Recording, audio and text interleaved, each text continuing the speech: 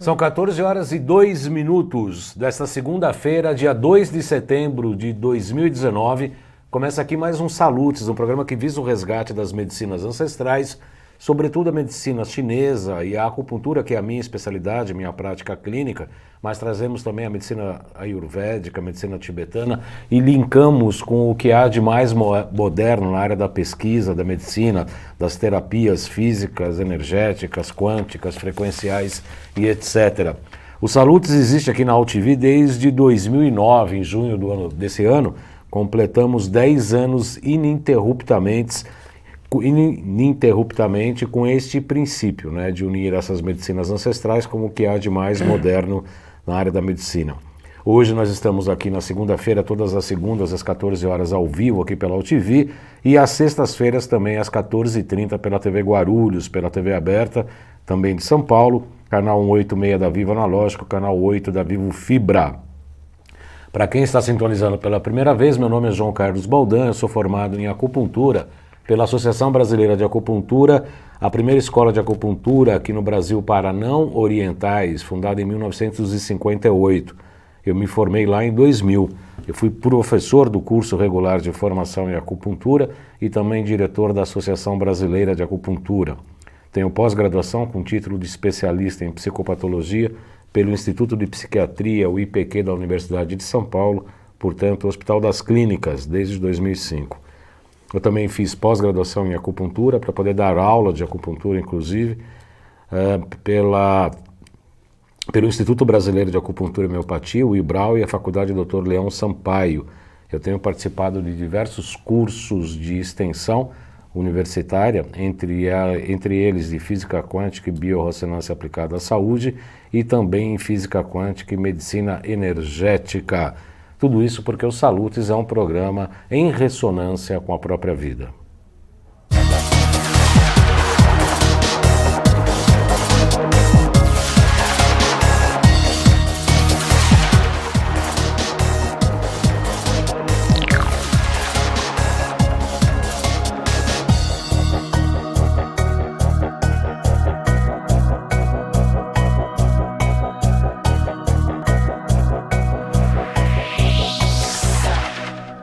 Muito bem, hoje nós vamos falar de autismo, de doença autoimune, de vitamina D, de epigenética. Eu tenho o prazer de receber aqui o Dr. Cícero Coimbra, um dos campeões de audiência aqui no nosso programa, realmente uma sumidade, uma autoridade, não só em vitamina D, mas em neurociências, em neurologia, professor da Universidade Federal de São Paulo, a Unifesp, que eu gosto de chamar de Escola Paulista, ou a Escolinha, como eu sempre costumo chamar.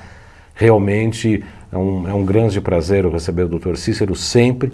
Estávamos falando aqui agora sobre a pauta que a gente vai tratar, sobretudo da epigenética e da explosão dessas doenças autoimunes. Muito boa tarde, Dr. Cícero. Seja muito bem-vindo ao Saúde. Sabe que é um grande prazer recebê-lo aqui. Prazer e a honra são meus. Muito grato. Doutor Cícero, além de tudo, tem uma humildade de realmente, que eu já falei aqui várias vezes, que eu já recebi aqui vários sacerdotes da área da vitamina D, mas o Papa, só ele, né? Ele acha que não e tal, mas ele sabe que é verdadeiro este comentário. Doutor Cícero, o que está acontecendo com o autismo em princípio no mundo inteiro? Parece que as estatísticas são bastante preocupantes, né? Sim. É verdade. O autismo explodiu no mundo inteiro e, na sequência do autismo, quase em paralelo com ele, vem crescendo de uma forma assustadora a ocorrência de diversas doenças que eram consideradas doenças não genéticas, mas já eram muito frequentes mesmo na época em que eu me formei. Doenças como hipertensão, como diabetes, câncer, doenças autoimunes, assim como o autismo, não eram consideradas doenças genéticas, né? Uhum. Mas quando começou esse crescimento rápido de doenças, né?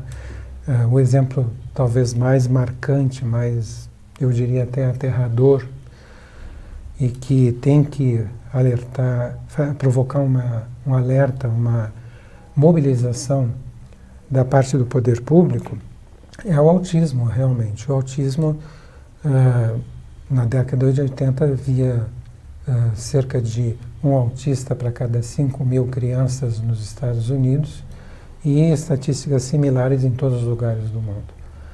No entanto, a partir da década de 80, isso começou a se acelerar e 10 anos depois,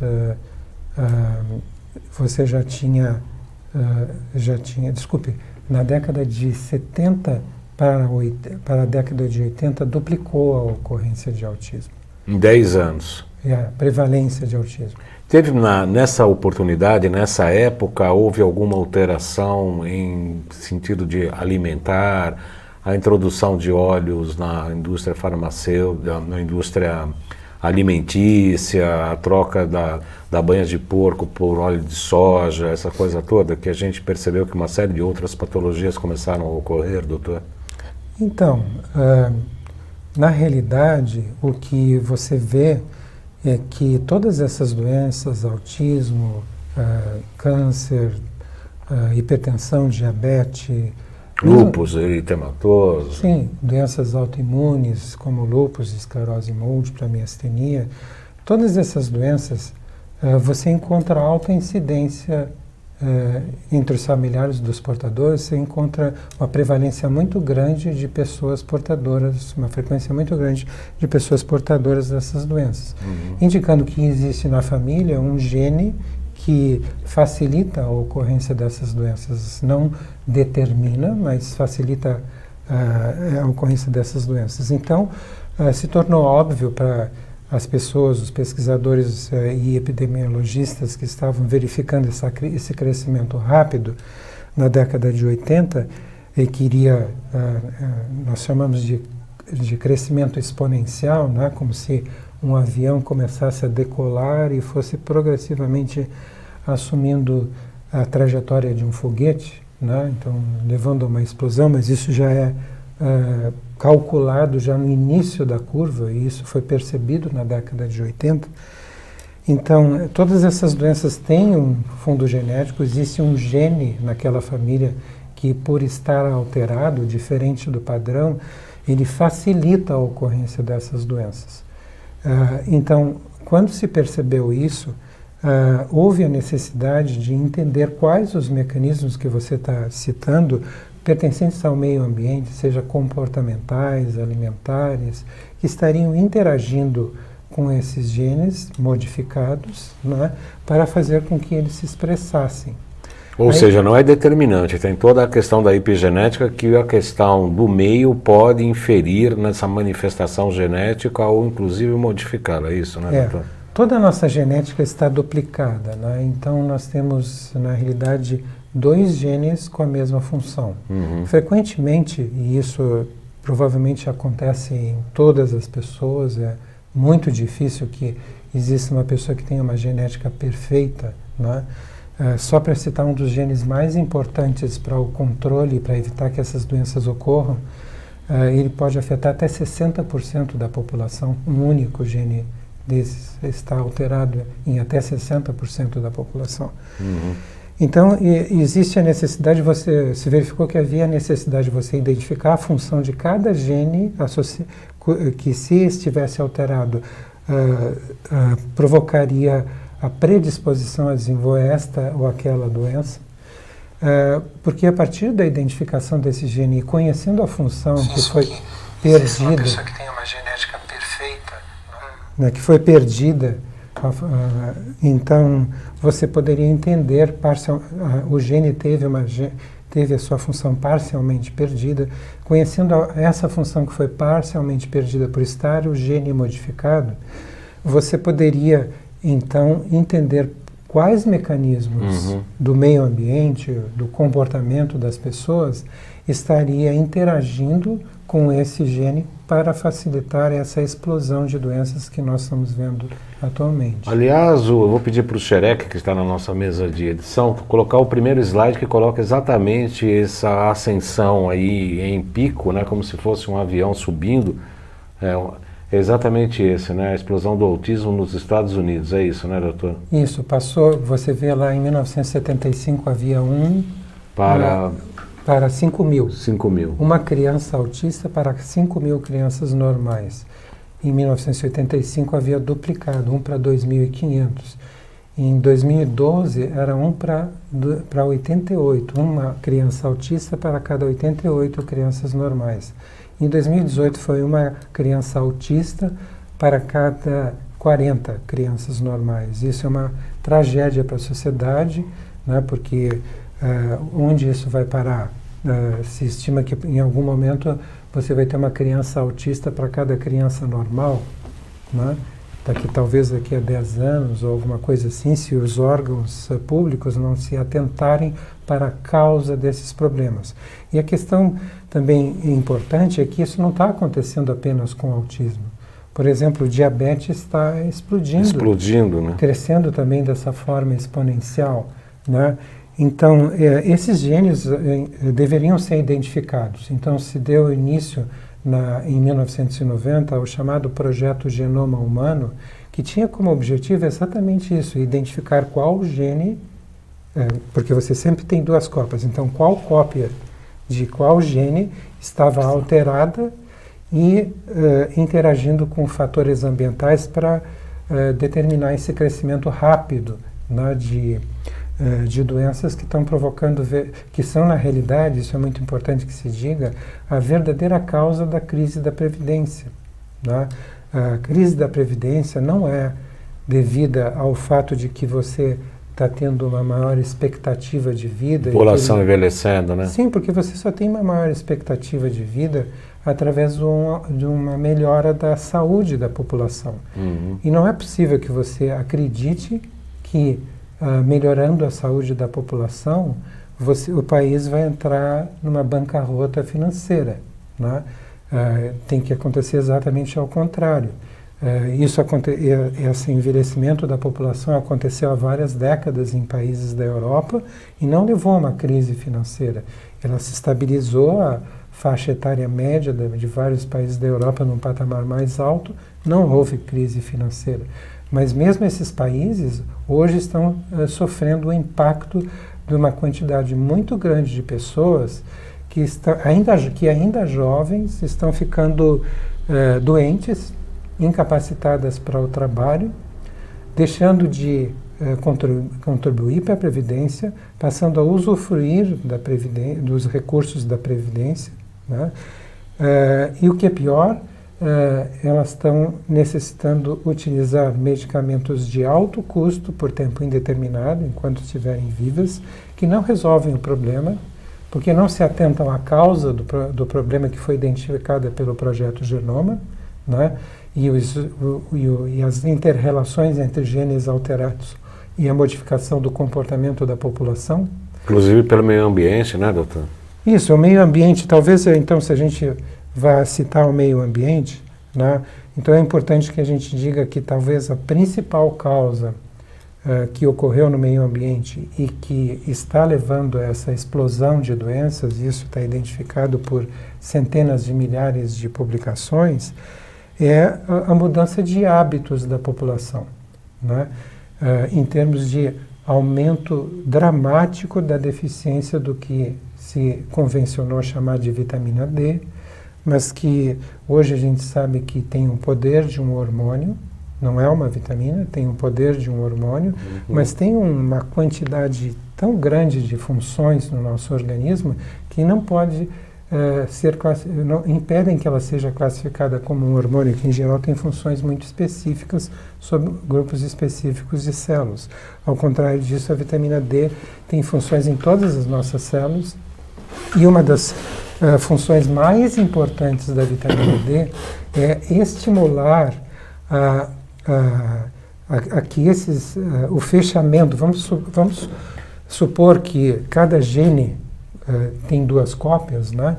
E cada gene seja um manual de instruções. Então, vamos supor que todos nós temos, sei lá, mais de uma dezena de genes em que uma das cópias está alterada.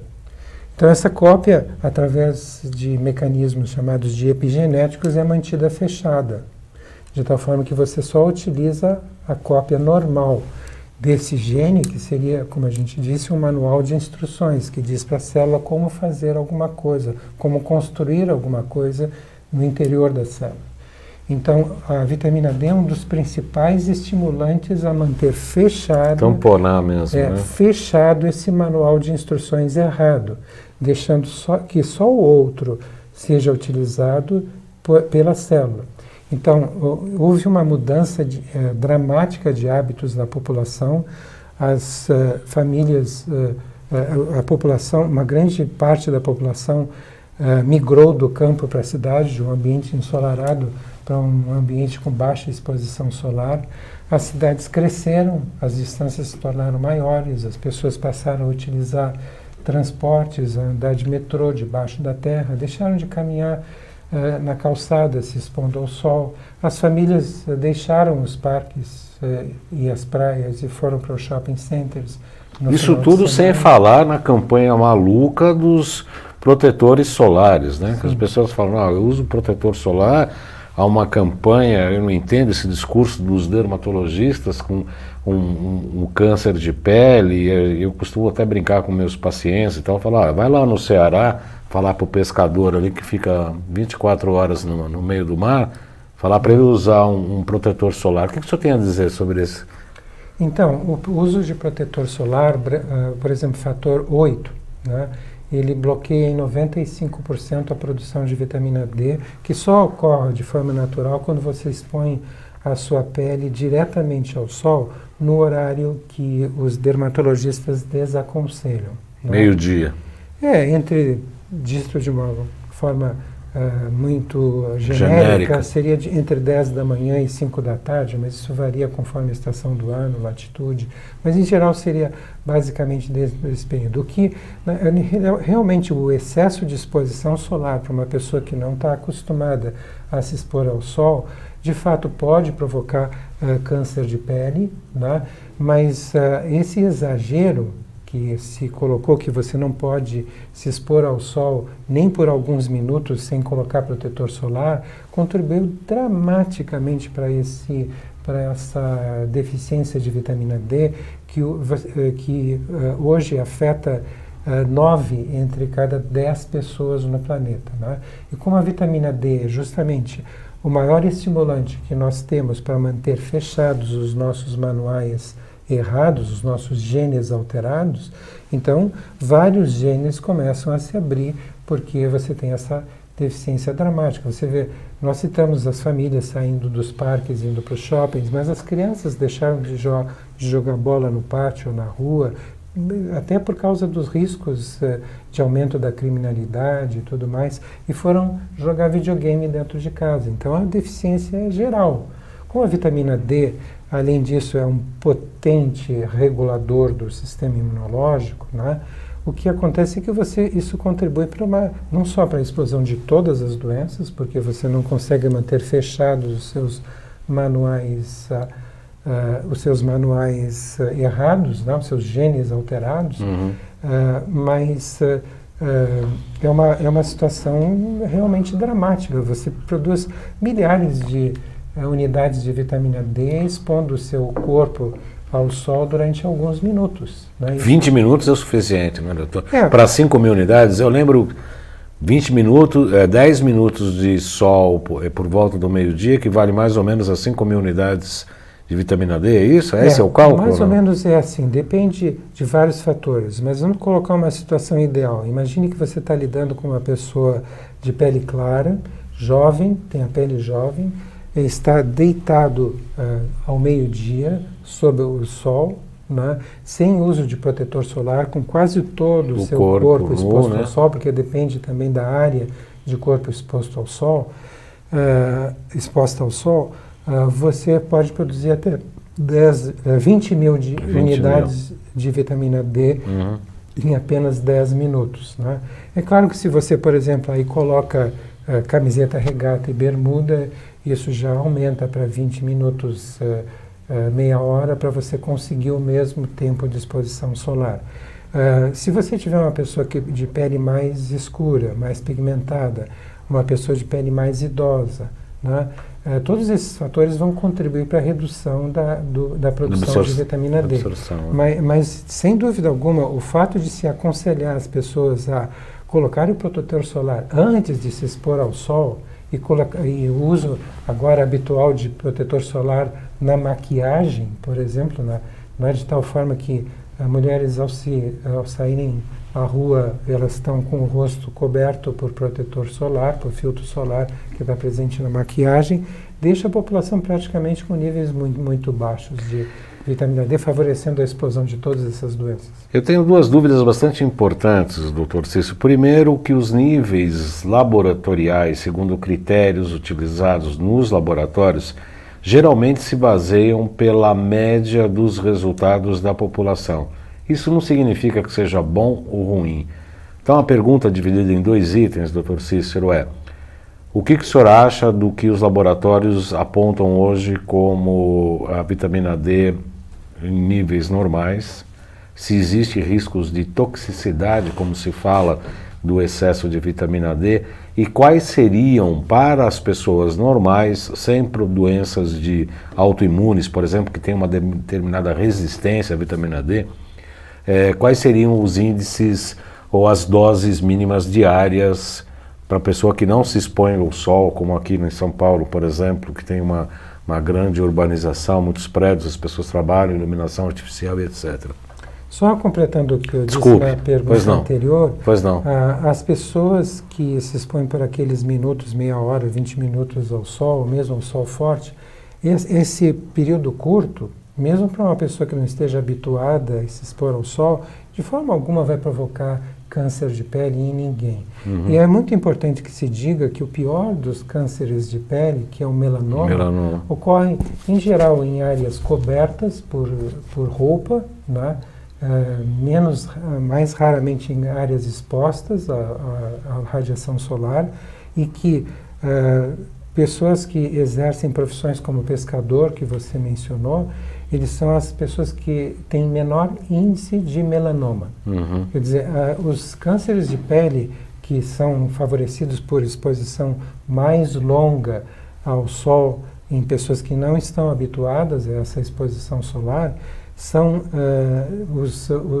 o carcinoma basocelular, o espinocelular, que são, em geral, cânceres de baixa malignidade.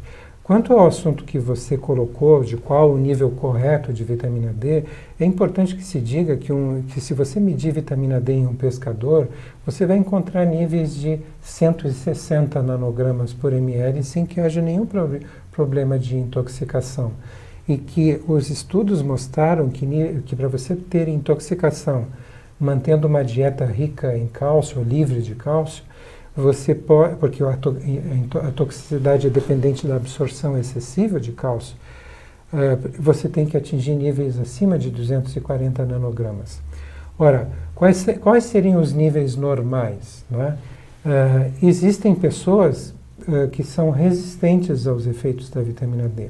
Mas supondo a população geral, a Endocrine Society nos Estados Unidos recomenda que o mínimo de vitamina D, não o ideal, mas o mínimo de vitamina D que você deveria ter seria 40 nanogramas por ml.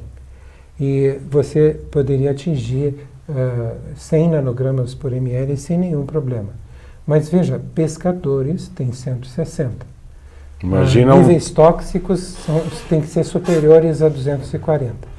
Então, você vê, é lamentável que em março do ano passado, a Sociedade Brasileira de Endocrinologia, não sei por que razão, ainda tento entender por que razão, aconselhou os laboratórios a dizerem que para as pessoas que não estão em alto risco, né, que são pessoas normais, saudáveis, bastaria que estivesse acima de 20. Ora, acima de 20 é apenas a metade do mínimo que a Endocrine Society sugere como como sendo o nível a ser atingido, o nível mínimo a ser atingido. Seria 40. Isso, exatamente. Então, se você deixar pessoas com 21, 22 nanogramas por ml, pessoas que não estão sob risco, você vai colocá-las sob risco, justamente por estar mantendo essas pessoas com deficiência de vitamina D, que, como eu disse para você, é um dos maiores, se não o maior estimulante o fechamento daqueles genes, né, que a gente chama tecnicamente de metilação genética, colocação de grupamentos metila que deixam o gene fechado, né, o manual de instruções fechado. Você vai deixar várias pessoas sob risco de se tornarem doentes. E aí você vai dizer que aí então essas pessoas são pessoas sob risco, mas você está colocando pessoas sob risco no momento que você diz que 21, 22, 23, basta que seja acima de 20, é suficiente. Não é suficiente, né? As pessoas deveriam fazer um empenho de atingir próximo de 100 nanogramas por ml, que está dentro da faixa considerada ainda normal pela Endocrine Society nos Estados Unidos, e para isso você teria que ingerir, e isso é muito importante para a população urbana, você teria que ingerir 10 mil unidades de vitamina D por dia. Né? Desde que você tenha pelo menos 50 quilos de peso. E sem nenhum tipo de resistência também, né, doutor? A resistência já vai passar, isso vai ter que ser vista, se você, por exemplo, tem uma doença autoimunitária, você tem manuais de instruções, genes, que tornam, que se forem abertos, né, tornam você resistentes aos efeitos da vitamina D, e aí você pode desenvolver várias doenças, na realidade quase todas essas doenças, porque resistente à vitamina D e com níveis baixos de vitamina D, você vai abrindo todos os seus manuais de instruções, os seus genes alterados, que pode chegar a mais de 10 genes alterados por pessoa, e fazendo com que haja essa explosão de doenças que você está vendo também aí. Né? Existem outros fatores também muito importantes que estão concorrendo para isso. A Mariângela de Oliveira, a Marcela Reis estão assistindo, a Armanda Lisboa, a Aline Figueroa, a Ruth Félix.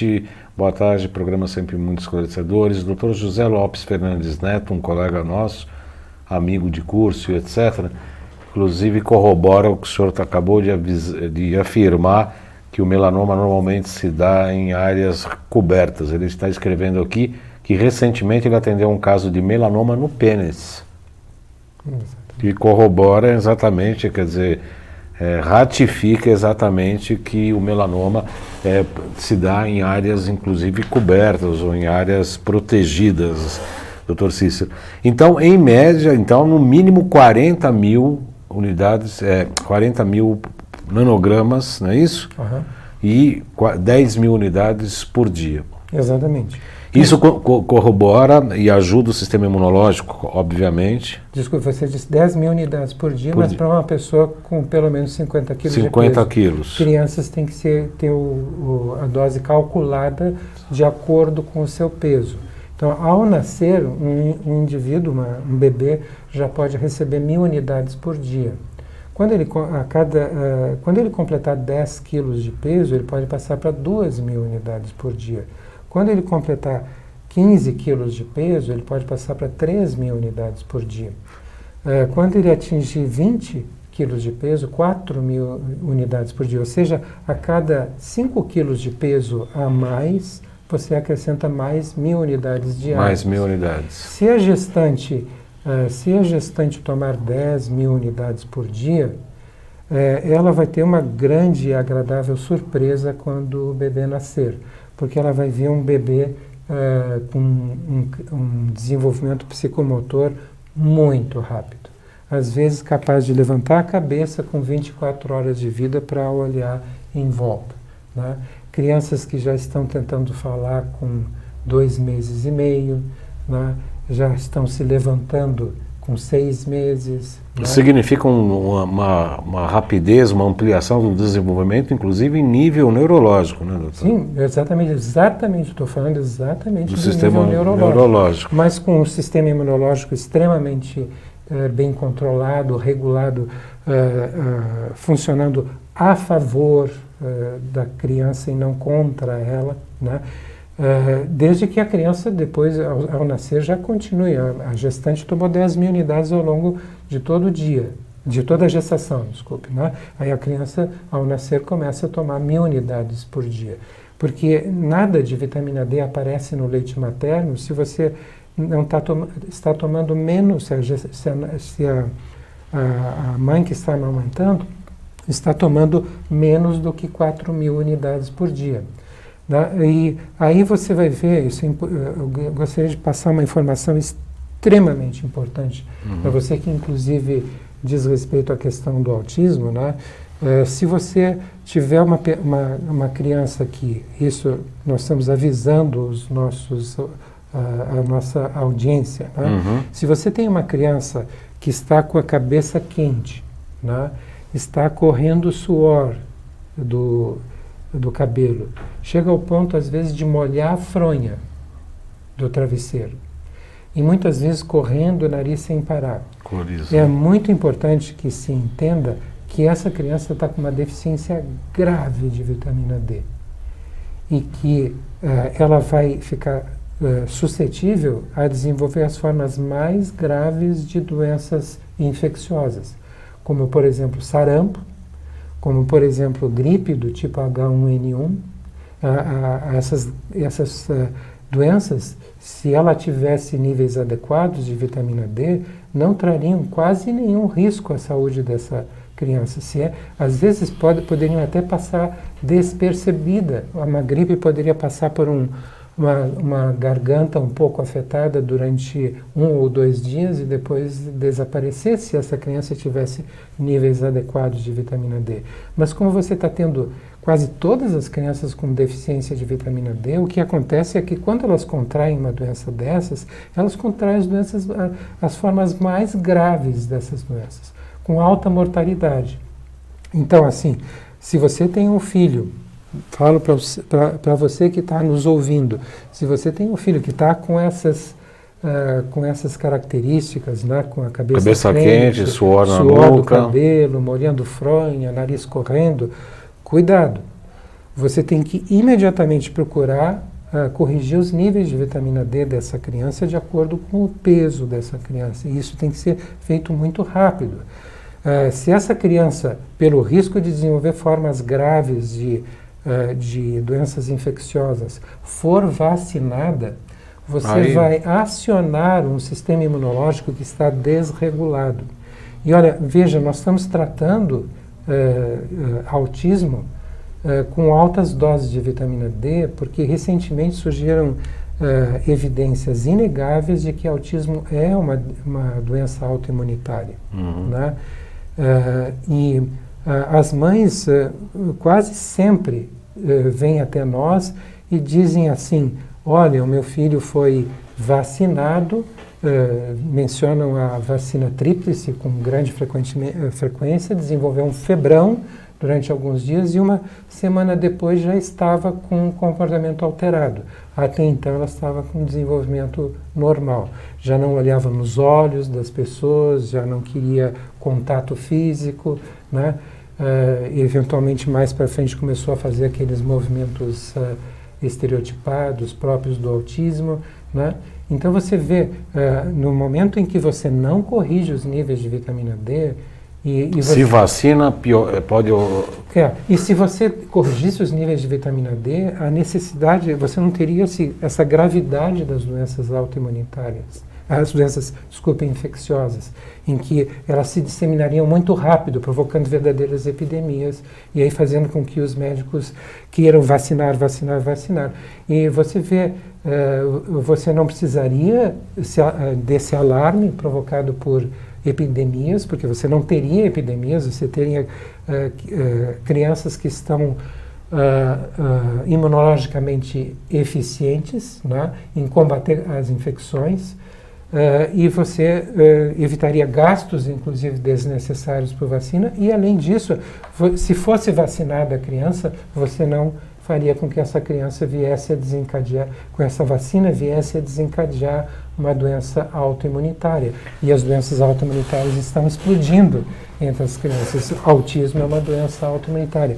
Eu me sirvo aqui do horário que você me presenteou, e agradeço muito, para afirmar para você que as evidências são inegáveis de que autismo é uma doença autoimunitária.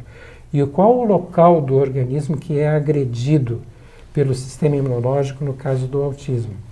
O sistema que transporta a forma natural da vitamina B9, que se chama metilfolato, é uma vitamina do complexo B presente em verduras cruas, né? Quando você cozinha as verduras, você destrói o metilfolato. E esse metilfolato é extremamente importante para o fechamento daqueles genes. Não só isso, daqueles genes alterados, né? Mas não só isso, mas para a síntese de neurotransmissores, que são as substâncias que os neurônios utilizam para se comunicar, né? E são absolutamente necessárias para um comportamento normal, né?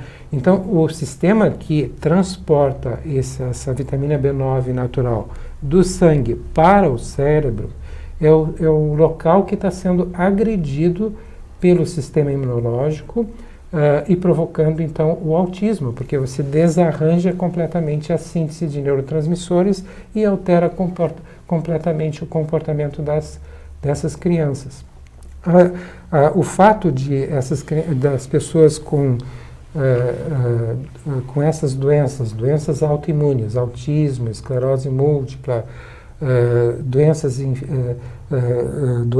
neurodegenerativas também, né? As doenças neurodegenerativas, mas eu estou me atendo principalmente às doenças autoimunes, porque são essas doenças que têm sido tratadas com altas doses de vitamina D e as pessoas se mantêm como se estivessem curadas. 90% delas, pelo menos, se mantêm como se estivessem curadas. Elas não estão curadas com as doses altas, porque elas são se tornaram geneticamente resistentes à vitamina D. Inclusive tem que tomar a dose mais alta. Eu ouvi isso de um colega, de um médico que fez o curso com o Dr. Cícero, explicando exatamente isso, que nas doenças autoimunitárias, principalmente a esclerose lateral amiotrófica, tem que se tomar maior dosagem, porque se desenvolveu uma resistência à vitamina D, é isso mesmo? Corrigindo, não se trata da esclerose lateral amiotrófica, que não está caracterizada como uma doença autoimune, mas a esclerose múltipla. Múltipla. Né? A esclerose múltipla, sim, esta é uma doença autoimune, sim. Compõe a maior parte dos pacientes que nós tratamos com doença autoimune em nossa clínica, com altas doses de vitamina D, ajustadas de acordo com o nível de resistência aos efeitos da vitamina D, né? Esse tratamento se disseminou pela ação das redes sociais em todo o mundo. Sim. Diversos médicos vieram à nossa clínica. Inclusive alemães, americanos, outros países da América do Sul, vários países da Europa. Tem médicos na Rússia, na China, na Índia, no Oriente, em 2 países do Oriente Médio. Vários médicos, por insistência dos pacientes desses locais, têm vindo à nossa clínica e a gente tem treinado esses médicos sem cobrar absolutamente nada, né? E essas pessoas estão disseminando, né, e espalhando o benefício desse tratamento. Os pacientes utilizaram o nome protocolo Coimbra por iniciativa deles. Em inglês você encontra com o nome de Coimbra Protocol. Em alemão também com o nome de Coimbra Protocol, só que escrito com K e 2 L's. Uhum. Mas esse tratamento se disseminou por todo o mundo. Não digo por todo o mundo, porque, por exemplo, na Oceania não tem, só tem no norte da África, mas se disseminou por todo o mundo por insistência dessas redes sociais. Então, o autismo faz parte dessas doenças autoimunitárias e tem sido adequadamente controlados, né? Sinceramente, a gente já está provavelmente mais do que 100 casos tratados por todos os médicos da nossa clínica, e a gente não tem notícia de nenhum caso que não tenha se beneficiado, que não esteja ou já tenha atingido um comportamento normal ou esteja em direção a atingir um comportamento normal. Nós estamos extremamente satisfeitos com esses resultados. A primeira vez que eu falei para você do uso da altas doses de vitamina D para o tratamento do autismo, nós Nós mencionamos apenas alguns casos iniciais, hoje já são mais do que 100, nós estamos muito, muito satisfeitos com isso, mas o que ainda nos enche de insatisfação e tristeza é perceber que isso deveria ser evitado, né? Como que deveria ser evitado? Mantendo essas crianças com doses normais de vitamina D. E aí, se você me dá licença de eu acrescentar um fator que está contribuindo para a abertura de vários genes alterados, né? Vários manuais alterados que nós temos na nossa genética e que provocam diversos tipos de doença, hipertensão, diabetes, doenças autoimunes, doenças neurodegenerativas, né? Dos principais fatores, aí eu preciso falar isso para você porque isso é grave, viu, Baldão? É o seguinte, é importante que se saiba que essa vitamina B9, que é tão importante para o fechamento dos nossos genes, ela, no início da década, na primeira metade do século passado, né, quando os obstetras perceberam que gestantes que consumiam somente verduras cozidas, né, elas davam à luz a bebês com malformações congênitas, ou às vezes até a gestação não ia adiante, o feto era inviável, né, elas abortavam no início da gestação. Se percebeu que isso era devido à falta da vitamina B9 que deveria estar presente nas verduras, mas que foi destruída pelo cozimento das verduras. Foi então que a indústria farmacêutica entrou nessa questão para tentar resolver esse problema. Então ela alterou a estrutura química da vitamina B9, que é o metilfolato, e criou uma substância artificial, ácido fólico, que é chamada de ácido fólico, né? Ela colocou o ácido fólico na farinha de trigo, né? E colocou o pão para assar no forno, deu esse pão tanto para ratos como para seres humanos e verificou que ao dar pão aos animais e ao dar pão a seres humanos enriquecido com ácido fólico, ele conseguiu demonstrar que a análise do sangue mostrava um nível alto de folatos, né? Eu digo folatos porque as análises clínicas que se tinha naquela época não permitiam distinguir se tratava do metilfolato, que é o natural, ou se era o ácido fólico, o artificial, né?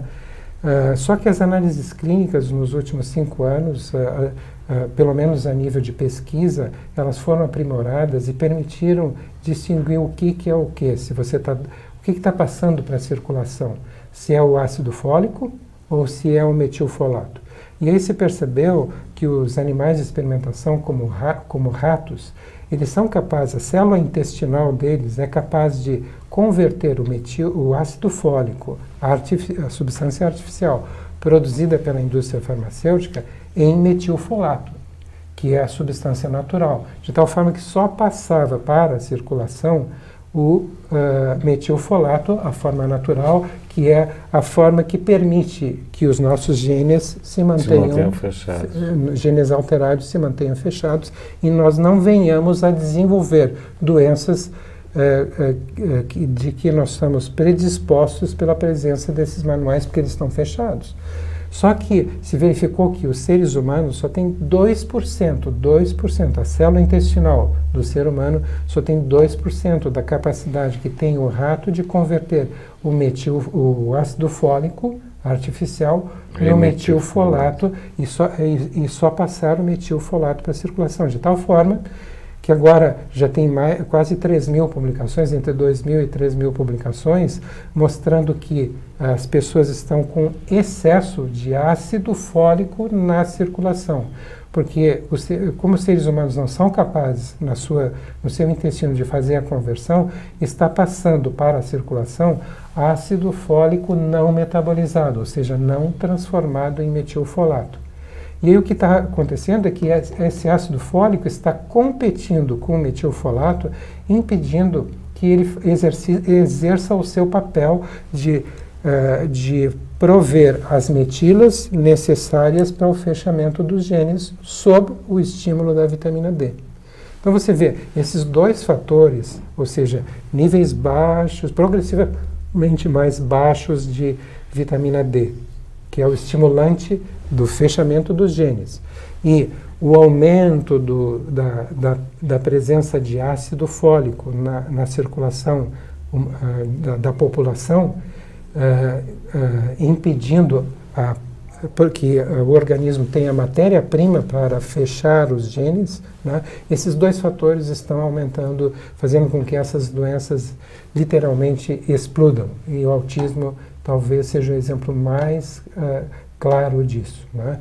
Então, é muito importante que se diga isso, porque quando se propôs que os países deveriam, a indústria farmacêutica propôs que os países deveriam adicionar ácido fólico à farinha de trigo, e a Organização Mundial da Saúde encampou essa sugestão, a Anvisa passou a colocar uma regra em que os produtores de farinha de trigo são obrigados, por força de decisão de lei, a enriquecerem a farinha de trigo com ácido fólico, e de 2 anos para cá também a farinha de milho, também por decisão da Anvisa.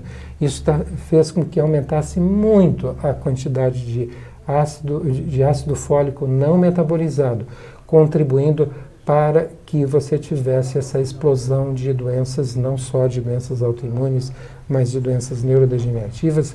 E isso está sendo essas duas coisas, a deficiência generalizada de vitamina D e a deficiência generalizada de metilfolato, que está recebendo a competição do ácido fólico não metabolizado, estão sendo a principal causa dessa explosão de doenças que, como eu disse para você, é a verdadeira causa da crise da Previdência, porque você está tendo uma quantidade muito grande de pessoas que ainda jovens se tornam doentes, incapacitadas para o trabalho, né, e que passam a necessitar dos recursos da Previdência, deixam de contribuir para a Previdência e passam a necessitar dos recursos da Previdência e de usar medicações de alto custo produzidos pela indústria farmacêutica, que impede que médicos ou palestrantes que venham a falar sobre as implicações do projeto Genoma, a importância de corrigir vitamina D, de evitar o ácido fólico, venham a participar de congressos que ela patrocina financeiramente. Né? Mais um parabéns para a Anvisa, para mais uma das atitudes. Tudo que cura, resolve, a Anvisa proíbe, tudo que causa doença, a Anvisa libera e solve aos borbotões por este país. Eu vou pedir para o Xerec colocar nossos GCs, antes de terminar nosso programa. Nós temos 10 minutos. Tem um diapositivo que mostra a comemoração que a indústria farmacêutica está fazendo, por exemplo, em relação à esclerose múltipla, aos lucros que ela está tendo, que você poderia colocar ali só para... Tem um slide? É, um slide. Isso. Por favor, Xerec. É o segundo, o terceiro? Deixa eu ver, eu estou olhando ali no GC? Não, acho que é antes disso. Deixa eu ver mais para frente. Mais para frente. A prevalência do diabetes tipo isso 2. É um deles, está crescendo de forma exponencial. Né, por causa desses fatores. E mais um para frente. Esse aí que eu queria que você visse, né? Esse artigo da internet, que é um artigo que é trocado entre as indústrias farmacêuticas, dá conta de que em 2016, né, houve com o aumento da ocorrência de pessoas acometidas por esclerose múltipla, a indústria farmacêutica em um único ano, naquele ano entre 2015 e 2016, teve um lucro de 17 bilhões de dólares. Né? Mas estava crescendo tanto a quantidade, o percentual de pessoas afetadas por isso, que ela está esperando atingir quase 25 bilhões de dólares em 2024. Né? E está convidando, esse artigo é um convite a que os investidores venham comprar ações da indústria farmacêutica para lucrar também com o sofrimento humano.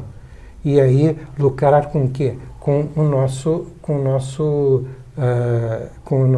o imposto que nós pagamos. Se ele colocar mais um slide aí para frente, a gente pode dar conta mais para frente, vamos ver mais para frente, mais um. Isso aí, você vê que no ano passado a carga tributária, isso é uma notícia do Estadão do dia 1º de agosto de 2019, a carga tributária bateu o recorde de 17 anos, o aumento da carga tributária. Isso está acontecendo por quê? Por causa da crise da Previdência. E por que está acontecendo a crise da Previdência? Não é por aumento da longevidade. Ela está acontecendo por causa desse lucro fabuloso das indústrias farmacêuticas, que você vê estão conseguindo lucros em um único ano com uma única doença superior ao PIB de alguns países pequenos. Então, existe um verdadeiro alfabeto de doenças que são favorecidas por deficiência de vitamina D, desde a letra A até a letra Y. Então, você vê, se uma doença já provoca um lucro desses em um único ano, você imagina o que isso provoca como impacto sobre a economia de vários países, inclusive economias mais fortes, como a economia alemã, que está prevendo recessão nos próximos anos, provocados por essa desconsideração dos resultados do projeto Genoma, que identificaram causas, permitiram que se propusessem abordagens para evitar que mais e mais doenças aumentassem a sua prevalência. E eu lhe digo assim que as duas principais coisas que deveriam ser tratadas é a deficiência da vitamina D, nos moldes que eu lhe propus, 10.000 unidades por dia para adultos, calcular a dose por peso para criança e evitar que as pessoas estejam com o organismo saturado de metilfolato, porque elas estão sendo obrigadas, por força de lei, a ingerir, toda vez que comem pão, que comem pizza, elas estão ingerindo ácido fólico e isso está prejudicando a saúde, drasticamente a saúde da população e provocando esse afundamento da economia, esse déficit da Previdência e fazendo com que a economia vá à bancarrota, não só no Brasil, mas em diversos outros países. Vamos ao nosso GC, Xerec, por gentileza. Nós estamos quase acabando o programa e tem um monte de pergunta aqui, doutor Cícero. Bom, vamos ao GC. O WhatsApp para marcar consulta comigo, tá? É o 977192266. 977192266, as mídias sociais, o Instagram, @jcbaldan.acupuntura. Este Salute, os 10 anos de Salutes aqui na UTV, mais um ano na TV Guarulhos, estão em 2 canais do YouTube, João Carlos Baldan e o Além de Agulhas. E o pessoal fala, viu, doutor Cícero, que quem acompanhar todos os Salutes equivale a um curso de pós-graduação. Agora nós estamos reivindicando o mestrado, né, porque só vem aqui grandes médicos. Mas o loja.jcbaldan.com.br tem todos os equipamentos da Nova Ciência que nós trabalhamos, tem o ozonizador de água e de alimentos, que é fantástico para as toxinas, né? Tem os aparelhos que a gente utiliza no consultório, o Neuro Spa e etc. Na nossa loja virtual tem muitos produtos importantes que a gente utiliza na nossa prática clínica. Tem mais, Xerec? O site www.jcbaldan.com.br. Eu convido vocês tanto para visitar a loja virtual quanto o nosso site, que tem todos os programas também, as indicações dos programas. Acabou, Acabou, né? O curso da Nova Ciência. Estivemos nesse final de semana com o curso, inclusive falando de microscopia de campo escuro. Os cursos da Nova Ciência tem uma nova turma no dia 20 de setembro. Interessados, liguem para 956875835, 956875835, falar com a gracinha da Lauren. A Lauren atende lá todos nós com muita alegria, com muita atenção e etc. Eu estava aqui me perdi aqui. Tem várias questões aqui, doutor Cícero, que a gente vai ter que marcar um outro programa, como sempre, né? Mas o doutor Cícero é um homem muito ocupado, é um médico muito ocupado com a sua fama internacional, com o seu trabalho internacional. Mas tem perguntas aqui sobre micotoxinas, sobre o papel da vitamina D e câncer, tem sobre intoxicações por fungos, tudo isso aqui está perguntado aqui. O senhor consegue fazer um genérico em 2 minutos? Sim, eu poderia dizer, principalmente em relação à prevenção de câncer. E quando ele se manifestou? Eu estive recentemente com o Dr. Nelson Modesto, ele falou que depois de uma aplicação de quimioterapia, o sistema imunológico demora 8 anos para se recuperar. A vitamina D, nesse caso, poderia ajudar nesse processo pós-quimioterapia, por exemplo? Sem dúvida. No caso do câncer, por exemplo, você tem cerca de quase 1 milhão de publicações relacionando a deficiência de vitamina D com a predisposição ao desenvolvimento de câncer. Eu não estou querendo dizer que não existam outros fatores que estejam interagindo com isso, mas é muito difícil você encontrar um assunto, um tópico em ciência médica que tenha recebido tantas publicações científicas, tais como o papel da vitamina D na prevenção do câncer. E certamente ela deve ter um papel muito importante, pelo menos como tratamento auxiliar, suplementar na prevenção, no tratamento do câncer, mas eu insisto, Baldan, nós estamos gastando uma quantidade enorme de recursos públicos, levando o país à bancarrota, simplesmente por desconsiderar a importância de medidas tão simples como essa. A gente citou aqui a vitamina D, né, a deficiência generalizada, a pandemia mundial de deficiência de vitamina D, mais do que epidemia, a questão do ácido fólico competindo com metilfolato, provocando autismo, provocando outras doenças, diversas doenças, porque você não consegue manter fechados os seus genes alterados. E eu queria aproveitar e salientar a importância também da questão do magnésio. Não existe uma única rota metabólica no nosso organismo, em todas as nossas células, que em algum momento não vá necessitar de magnésio. Inclusive a própria ativação da vitamina D. Quem já experimentou tomar doses mais generosas de magnésio sabe que isso muda completamente a vida. A minha vida mudou completamente quando eu comecei a tomar as doses máximas que eu poderia tomar de magnésio. Você tem a mente mais clara, você se comunica de uma forma mais adequada, você se sente mais saudável, você tem um controle mais adequado das suas emoções, E aí existe um binômio muito importante para a saúde pública, que é quando você não tem as suas emoções sob controle, você abre manuais que deveriam estar fechados, manuais, genes alterados que deveriam estar fechados. E você provoca a deficiência de magnésio, você expolia o seu próprio magnésio. E a falta de magnésio faz com que você se mantenha mais conturbado sob o ponto de vista emocional, formando um ciclo vicioso. E lembrando que o magnésio é necessário para você ativar a vitamina D. E a vitamina D é o maior estimulante da metilação, do fechamento desses genes.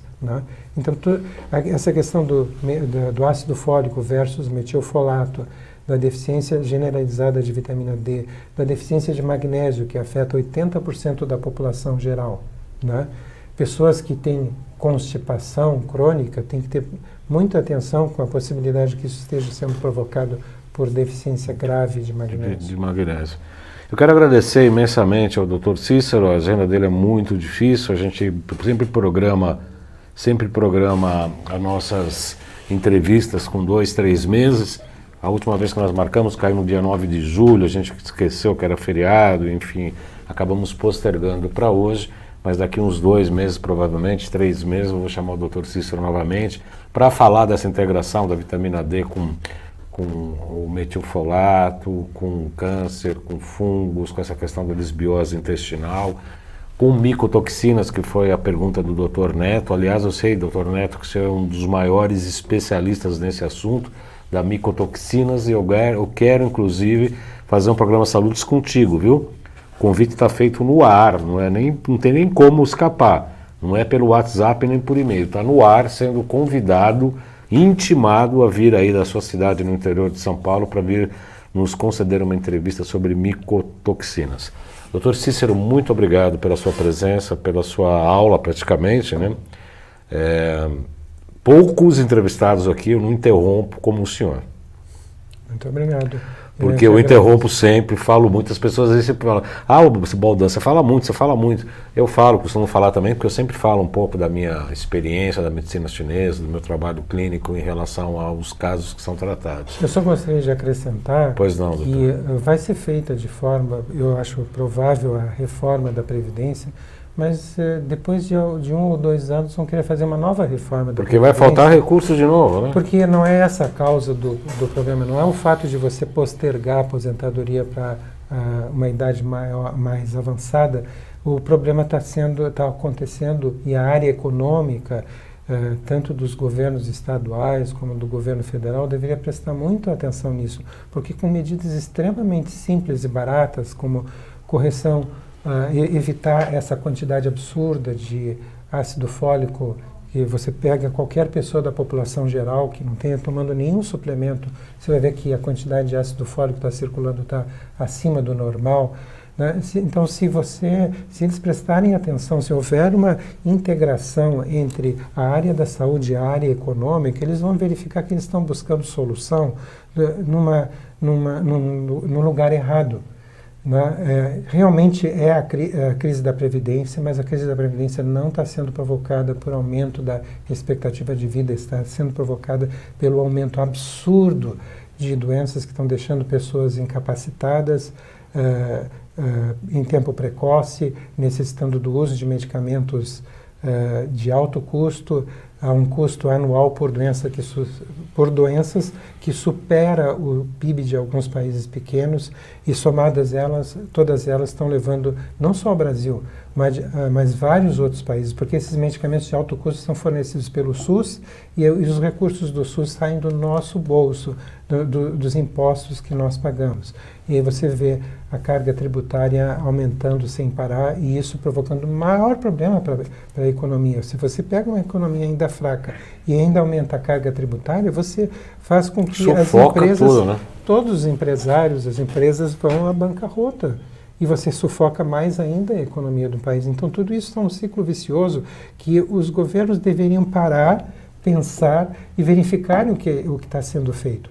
Não é aumento da expectativa de vida, não é o aumento da expectativa de vida, é o excesso de pessoas que ainda jovens estão ficando incapacitadas para o trabalho e consumindo medicamentos de altíssimo custo, e a indústria farmacêutica saudando. Se enriquecendo, né? Sim, e comemorando e chamando investidores para piorar a situação ainda mais, né? Os investidores para comprar as ações, e esses investidores vão cobrar lucros naturalmente, né? E então a indústria farmacêutica, que é uma indústria que vive de lucro, como qualquer indústria, né? Ela não é conduzida por psicopatas, ela é simplesmente uma indústria. A indústria vive de lucros, ela quer o aumento do consumo dos seus produtos, que é os medicamentos. Ela precisa de mais doentes, ela não quer saber da causa das doenças. A indústria farmacêutica não contribuiu com um único tostão para o projeto Genoma. Ele custou 5 bilhões de dólares. 5 bilhões de dólares. Saiu todo de verba pública